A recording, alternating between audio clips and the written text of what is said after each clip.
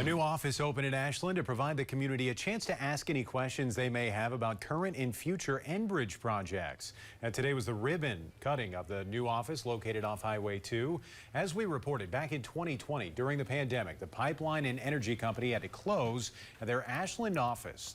That's what they had to close. The company is in the works of trying to approve permits for the Line 5 project, which consists of moving crude oil and products like propane in our region. The contentious project has been in the works for many years, and it received pushback when tribes expressed environmental concerns about its impact on tribal lands. In 2020, Enbridge submitted applications to start permitting the Line 5 relocation project, which will move the pipeline around the reservation instead of through it. Enbridge says the project is also expected to create 700 construction jobs locally.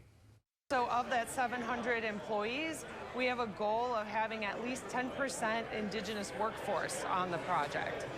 Although the project plans to be built around the reservation, activists say it still crosses over areas of water that could become a potential hazard if something went wrong.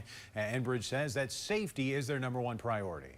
We have 270 folks just in the region that focus on maintenance, engineers, electricians, mechanics, terminal maintainers.